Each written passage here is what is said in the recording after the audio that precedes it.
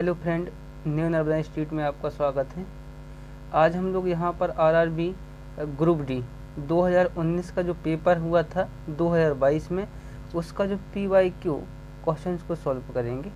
यहाँ हम लोग क्वेश्चंस इसलिए सॉल्व कर रहे हैं, हमको जो लेवल है ना, वो लेवल पता चल जाएगा कि किस लेवल के क्वेश्चंस हमें पेपर में आते हैं। तो मैं पहला क्वेश्चन से स्टार्ट कर रहा हूँ, सब लोग आ जाइए। चलो, रामनवमी एक हिंदू वसंत उत्सव है।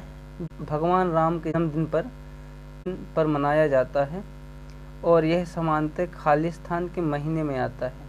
अच्छा, मुझे बताओ, ये जो रामनवमी जो त्यौहार है चैत का महीना में प्रारंभ हो जाता है, यानी लोग दुर्गा पूजा भी बोलते हैं। हिंदू धर्म का दुर्गा पूजा जो होता है वो मार्च के अंत तक होने लगता है और अप्रैल में ये ख़त्म हो जाता है। तो इसलिए मनाया जाता है कि उस दिन भगवान राम का जन्म हुआ था और यह अप्रैल में मनाया जाता है। यानी है उस दुर्गा पूजा में 90 दिन आता है, उसी 90 को हम यहाँ पर रामनवमी का त्यौहार मनाते हैं। तो इसका जो आंसर आएगा वो अप्रैल का महीना आएगा भाई। नेक्स्ट क्वेश्चन, लोक पावनी और भवानी खालिस्तान नदी की सहायक नदियाँ हैं। तो यहाँ पर 4 ऑप्शन दिए हैं, इनमें से हमें पहचानना है किसकी सहायक नदी है। ये जो गोदावरी, महानदी, कृष्णा और कावेरी, इन चारों में जो ऑप्शन आएगा ना, ये कावेरी नदी आएगा। कावेरी नदी अब क्यों आएगा, जब हम भारत की दक्षिण भारत की जब नदियाँ पढ़ते हैं तो वहाँ पर कावेरी नदी को हम दक्षिण भारत की गंगा भी कहते हैं। लेकिन ये क्वेश्चन जो है ना, ये गलत हम पढ़ते हैं। पढ़ना चाहिए कि दक्षिण भारत की गंगा हमें गोदावरी नदी को कहते हैं। प्रायद्वीपीय भारत की सबसे बड़ी नदी गोदावरी नदी को कहा जाता है। तो ये कई बुकों में ऐसा लिखा रहता है कि दक्षिण भारत की गंगा कावेरी नदी को कहा जाता है। तो ये हमेशा आप लोग थोड़ा सा ध्यान रखेंगे, ये आंसर नहीं होगा। हेमावती है, लोक पावनी है और भवानी है। ये जो भवानी नदी है, लेंथ जो है 131 किलोमीटर है। मैंने तो गोदावरी नदी के बारे में बता ही दिया है। अब महानदी के बारे में सुन लो भाई।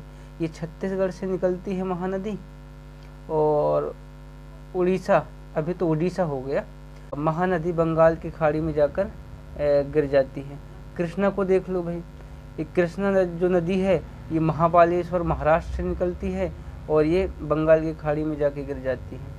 नेक्स्ट क्वेश्चन, भारत की कोविड-19 की विषय विशेषज्ञ समिति ने मई 2021 में 2 से 18 वर्ष की आयु के वर्ग में चरण सेकेंड और चरण थर्ड नैदानिक परीक्षण के लिए इनमें से किस टीके की सिफारिश की। तो ये जो करेंट अफेयर का क्वेश्चन है भाई, इन के जाइएगा। तो इसका जो आंसर आएगा वो कोवैक्सीन आएगा। भारत के संविधान के खालिस्तान के खंड 2 के अनुसार भारत के राष्ट्रपति भारत के मुख्य न्यायाधीश की नियुक्ति करते हैं। तो ये जो पढ़ रहे हैं हम लोग, तो मैं संविधान के बारे में थोड़ा बहुत बता दूं आप लोगों को कि संविधान को देखने का हमारे 2 नज़रिया है।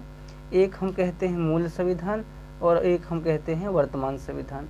अब मैं पहले बात कर लेता हूँ मूल संविधान। मूल संविधान में 22 भाग, 395 अनुच्छेद, 8 अनुसूची थे। लेकिन वर्तमान जो संविधान है इसमें 25 भाग, 12 अनुसूची, 470 प्लस अनुच्छेद हो गए हैं। अब हम बात करते हैं जो मुख्य न्यायाधीश की नियुक्ति कौन करता है और किस आर्टिकल के तहत होता है, इसकी बात कर लेते हैं अपन लोग। ये जो हम पढ़ते हैं ना, भाग 5 में पढ़ते हैं संघ। ये संघ को हम 3 पार्ट में डिवाइड कर लेते हैं। एक पार्ट जो होता है ना हमारा कार्यपालिका होता है और एक पार्ट जो होता है हमारा वो न्यायपालिका होता है और एक पार्ट जो होता है व्यवस्थापिका होता है।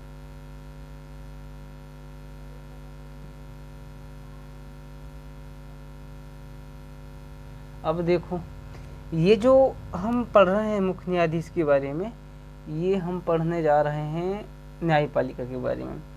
अब न्यायपालिका में आर्टिकल 124 से 147 तक बात कही गई है भाई। आर्टिकल 52 से आर्टिकल 78 तक यहाँ पर चर्चा कर लेते हैं।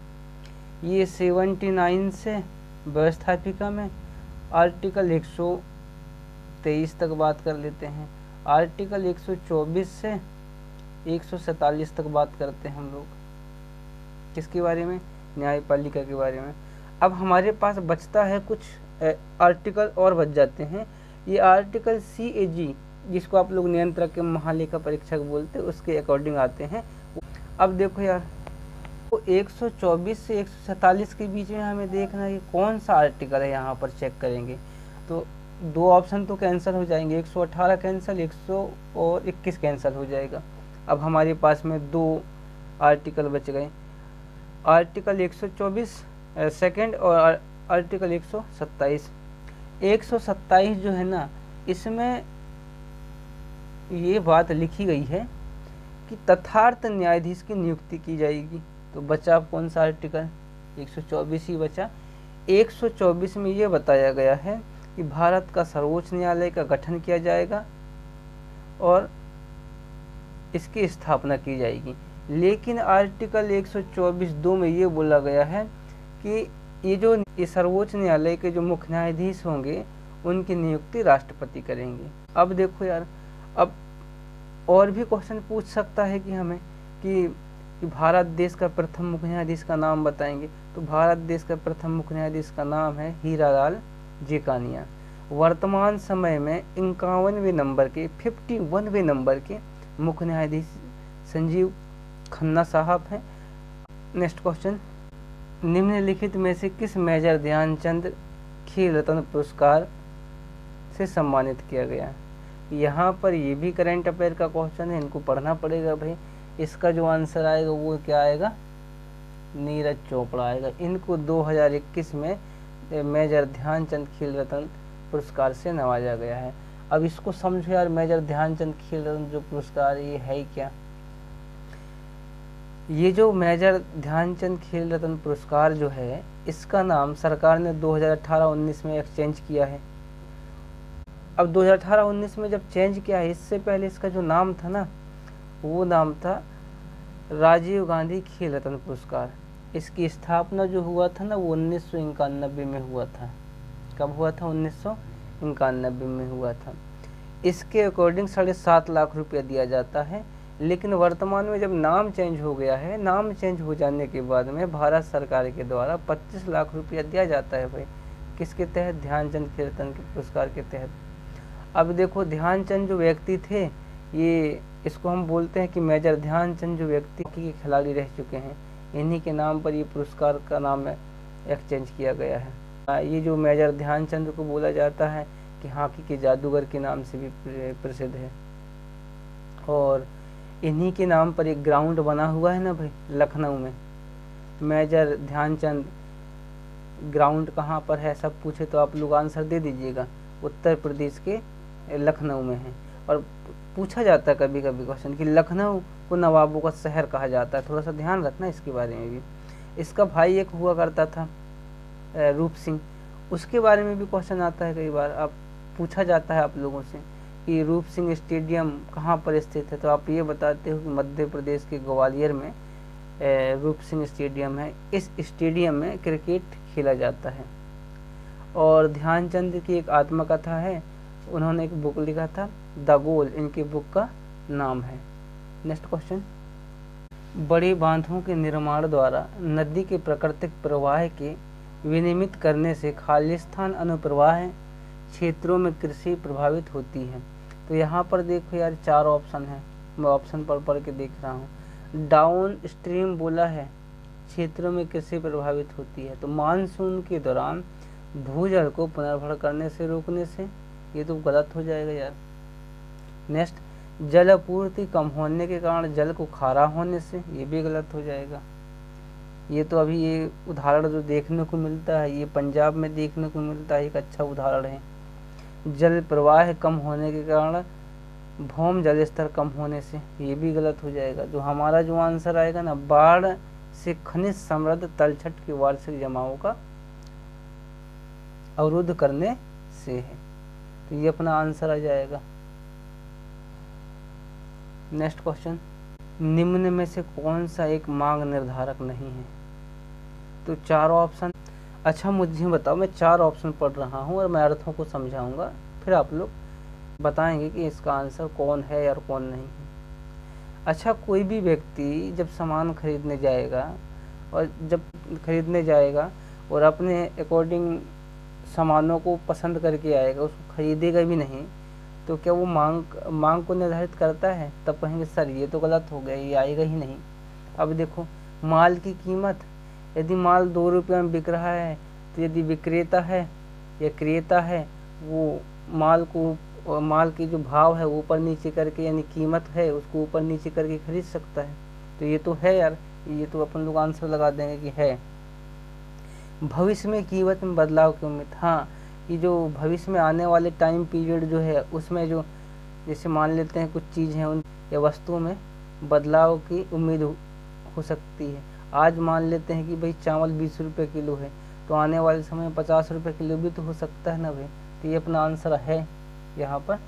उपभोक्ता की आय, यानी जो व्यक्ति है उसकी आय के बारे में पूछा, तो ये भी अपना है भाई। तो अपन लोग कहेंगे इसका जो आंसर आएगा ना भाई, वो क्या आएगा? विक्रेता की रुचि और पसंद, ये जो मांग निर्धारक नहीं है, तो ये अपना आंसर आ जाएगा पहला नंबर। नेक्स्ट क्वेश्चन, राष्ट्रीय वायु खेलकूद नीति 2022 के तहत भारत में वायु खेलों एयर स्पोर्ट्स के लिए खालिस्तान स्तरीय गवर्नेंस संरचना होगी। तो ये जो ऑप्शन है ये 4, 2, 3, 6, तो इसका आंसर जो आएगा वो 4 आएगा। तो आप लोग भाई बढ़िया तरीके से अभी जो तैयारी कर रहे हो, तो वो लोग करंट अफेयर का क्वेश्चंस पढ़ के जाइएगा भाई। 2024 का और 2025 का करंट अफेयर पढ़ के जाएंगे, क्योंकि जिस साल में जो पेपर होता है रेलवे का, उसी वर्ष का या उससे पीछे वर्ष का करंट अफेयर आपको पूछता है। तो नेक्स्ट क्वेश्चन, कस्तूरी मृग का प्राकृतिक निवास स्थान कहाँ है? अब देखो यार, 4 ऑप्शन पढ़ रहा हूँ। जब भी हम कस्तूरी मृग का प्राकृतिक निवास स्थान पढ़ते हैं ना, तो भारत में हम पूर्वी क्षेत्र में देखते हैं, यानी हमारा भारत को जो पूर्वी क्षेत्र है, जिसको आप लोग 7 सिस्टर बोलते हो, उस एरिया में 7 सिस्टर जो बोला जाता है, असम, मेघालय, त्रिपुरा, मिजोरम, नागालैंड, अरुणाचल प्रदेश, इन राज्यों को क्या बोला जाता है? 7 सिस्टर बोला जाता है। और इसी साइड ये कस्तूरी मृग का निवास स्थान होता है। क्या भारत को छोड़कर भी अनेक देशों में कस्तूरी मृग का प्राकृतिक निवास स्थान है? तो हम कहेंगे यस, नेपाल, भूटान, पाकिस्तान, ऐसे राज्यों में भी ये कस्तूरी मृग का निवास स्थान है। तो यहाँ पर देख लेते यार, ये अपन लोग इनको पढ़ते हैं। तो पश्चिमी घाट बोला है यार, यानी कहने का मतलब है कि पश्चिमी घाट तो नहीं होगा आंसर। क्यों नहीं होगा? क्योंकि मैंने बोला हूँ कि पूर्वी क्षेत्र में बोला हूँ, भारत के पूर्वी क्षेत्र। तो पश्चिमी घाट तो इधर है हमारा, महाराष्ट्र, कर्नाटक, केरल, गोवा, इस साइड पश्चिमी घाट हो जाएगा। और इसी तमिलनाडु को जब नीलगिरी पर्वत श्रृंखला है, इसी के पश्चिम में जाते हैं तो पश्चिमी घाट बोलते हैं, और पूरब में जाते हैं तो पूर्वी घाट बोलते हैं। तो ये तो पश्चिमी घाट नहीं आएगा आंसर। थार मरुस्थल देखो यार, थार मरुस्थल में वहाँ पर पानी नहीं मिलता न, थार मरुस्थल में वहाँ ऊँट, भेड़, बकरी मिलते हैं, वहाँ पर कहाँ ये कस्तूरी मृग मिलेगा? तो ये भी आंसर गलत हो जाएगा। अब देखो चौथा ऑप्शन को पढ़ दे रहा हूँ, 500 मीटर से कम ऊंचाई वाले गंगा के मैदान। देखो मैंने कहा गंगा के मैदान बोला हूँ भाई, अब मैं ये नहीं बताया गंगा का मैदान जो है ना, उसके जो एरिया है गंगा का मैदान, हम वेस्ट बंगाल पढ़ लेते हैं, और वेस्ट बंगाल के जस्ट जहाँ कहाँ आएगा, बांग्लादेश आएगा, और बांग्लादेश के बाद में बंगाल की खाड़ी में जाके ये गंगा नदी गिर जाती है। तो ये गंगा का मैदान वाली जो एरिया है, इस एरिया में ये कस्तूरी मृग का तो निवास स्थान नहीं होगा। इसका मतलब है कि तीसरा नंबर जो ऑप्शन है ये अपना आंसर होगा। 2500 मीटर से अधिक ऊंचाई वाले उच्च अल्पाइन परिवेश में इनका निवास स्थान होता है। नेक्स्ट क्वेश्चन, निम्न में से किस घटना को कलकत्ता हत्याकांड के रूप में जाना जाता है?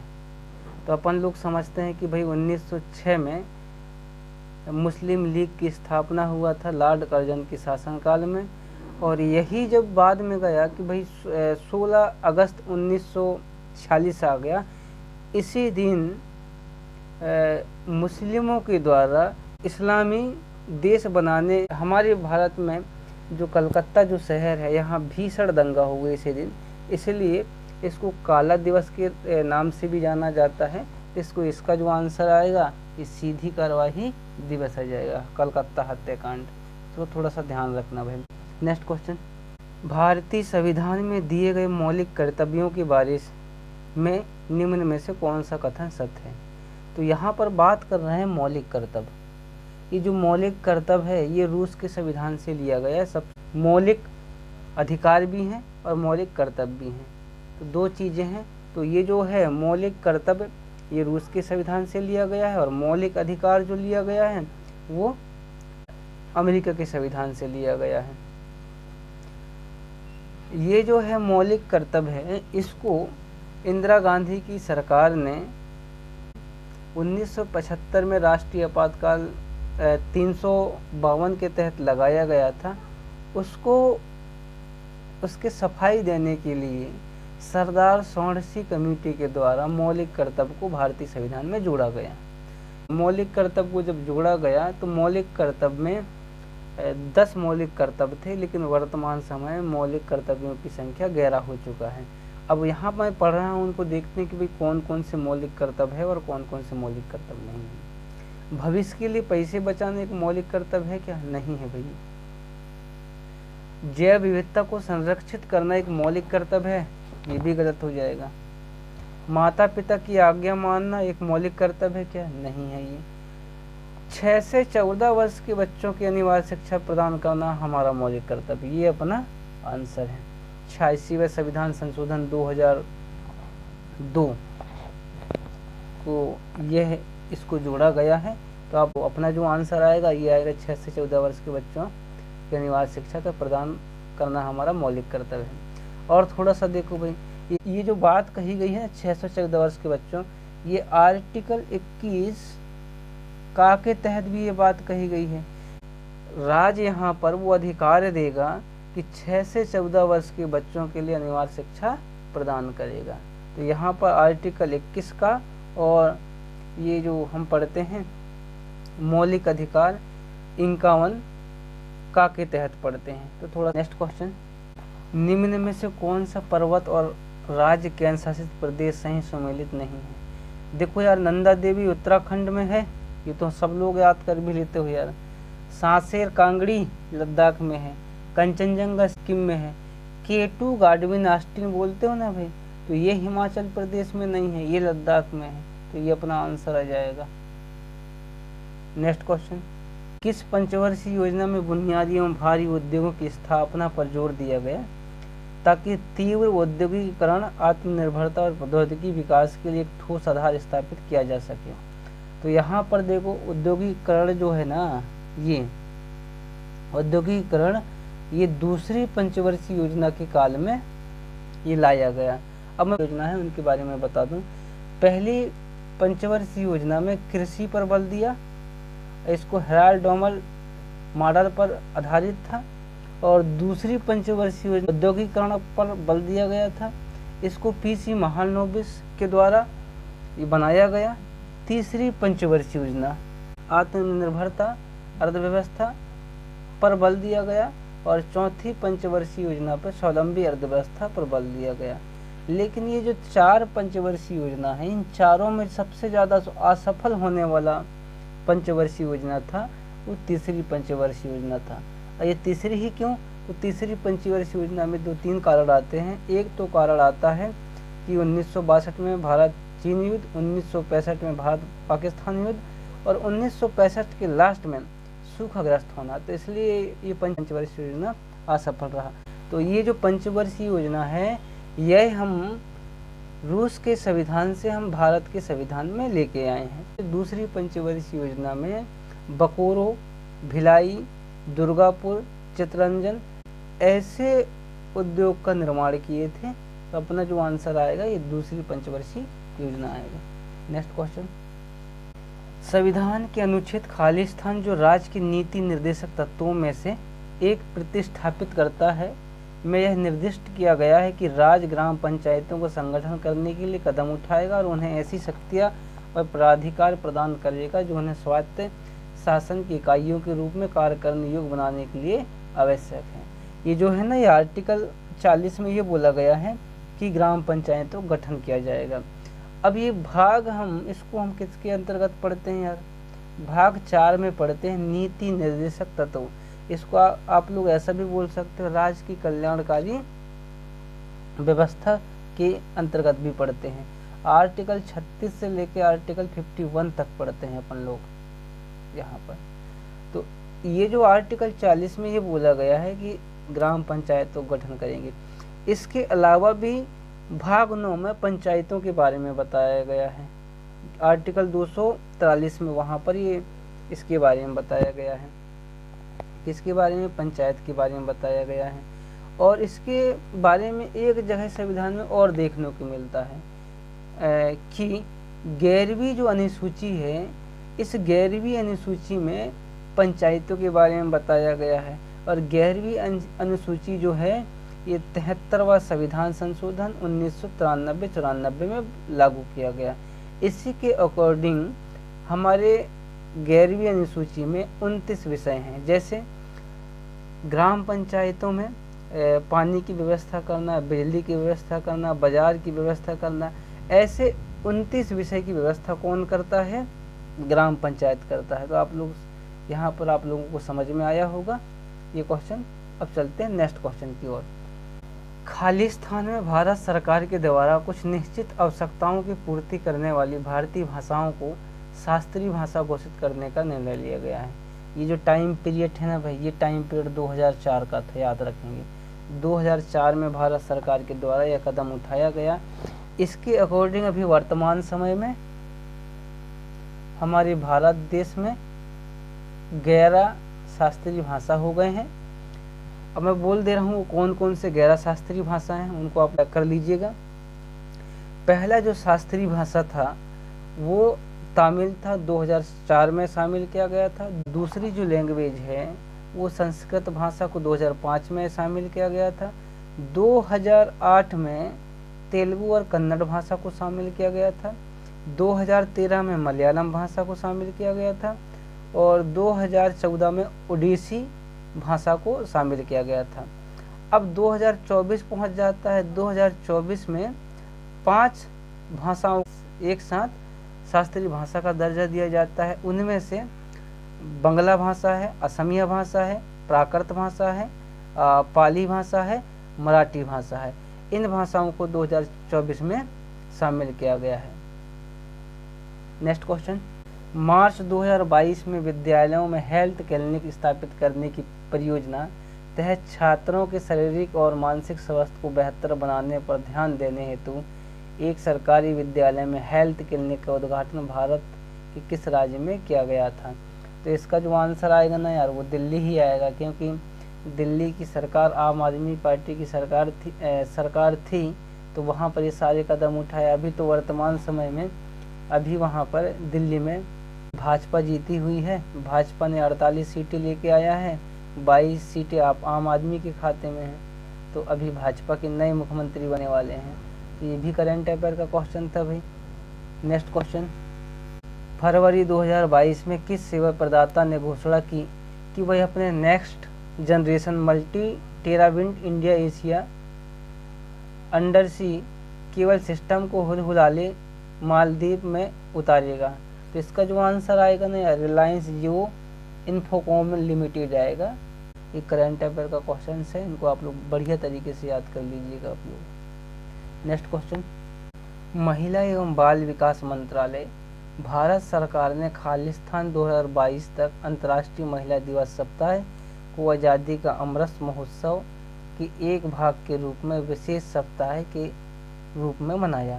तो यहाँ पर ऑप्शन से 22 से 28 मार्च, 8 से 15 मार्च, 1 से 8 मार्च, 15 से 22 मार्च। तो इसका जो आंसर आएगा वो 1 से 8 मार्च आएगा। देखो मैं बार बार यही बता रहा हूँ कि 4 से 5 क्वेश्चन जो आते हैं वो करंट अफेयर के क्वेश्चन आते हैं। तो आप लोग बढ़िया तरीके से करंट अफेयर पढ़ लीजिएगा भाई। Next question. जैन धर्म में तीर्थकार किसे कहते हैं? तो समझो यार, यहाँ पर देखो ये पूछा है क्वेश्चन। तो पहला ऑप्शन पढ़ रहा हूँ, धर्म का संरक्षक एवं अत्याधुनिक शिक्षक जो मोक्ष या मुक्ति का मार्ग बताता है। ये पहला ही आंसर सही है भाई। वह व्यक्ति जो एक ईश्वर और एक आत्मा में विश्वास करता है तथा पुनर्जन्म में विश्वास रखता है। ये वह व्यक्ति जो कभी ईश्वर में विश्वास नहीं रखता, ये गलत हो जाएगा। तीर्थ यात्रियों का समूह, ये भी गलत हो जाएगा। अब जैन धर्म को समझते ना भाई अपन लोग। जैन धर्म में 24 तीर्थकार हुए हैं, जिनमें से पहला जो तीर्थकार हुए हैं वो ऋषभदेव हुए हैं, जिसको आदिदेव के नाम से भी जानते हैं। और हम जैन धर्म का आधुनिक या वास्तविक संस्थापक या वास्तविक तीर्थकार हम महावीर स्वामी को मानते हैं। और ये महावीर स्वामी जैन धर्म के 24वें तीर्थकार थे। और जैन धर्म को 2 भागों में व्यक्त किया गया है, एक श्वेतांबर और दूसरे दिगंबर। नेक्स्ट क्वेश्चन, किस घटना ने भारत के विदेशी व्यापार पर ब्रिटिश नियंत्रण को और आर्थिक मजबूत कर दिया? तो 4 ऑप्शन है भाई। सुएज नहर को खोल दिया जाना, भारतीय धन की निकासी, रेल पटरियों का निर्माण, विदेशी व्यापार, अंग्रेजों के अधिकार। तो ये तीनों ऑप्शन गलत हैं और ये जो पहला ऑप्शन है ये सही है। अब समझते हैं। सुएज नहर जो है ये लाल सागर और पीला सागर को जोड़ने का काम भी करता है। सुएज नहर का जो निर्माण हुआ था वो 1858 से प्रारंभ हुआ था और 1869 को खोल दिया गया था। ये सुएज नहर है। जब यहाँ पर ये नहर नहीं बनाया गया था तब ये जो टाइम लगता था कि सुएज नहर को पार करने में यूरोप से भारत आने के लिए 36 घंटा लगते थे, अभी इसको पार करने के लिए 18 घंटे में हो जाता है। और ये सुएज नहर है, इसका राष्ट्रीयकरण 1956 में फ्रांस के द्वारा किया गया है। अब आप लोग इससे पढ़ाई कीजिए और क्वेश्चन का लेवल भी देख लीजिए, किस तरह से क्वेश्चन आते हैं। तो यहाँ अंदाज़ा लगाया जा सकता है कि भाई ये जो लेवल है ये रेलवे में किस तरह से पूछ रहा है। तो आप लोग थोड़ा बढ़िया तरीके से तैयारी कीजिए ना भाई, और आने वाले समय में पेपर दीजिएगा। मिलते हैं नेक्स्ट वीडियो में। धन्यवाद।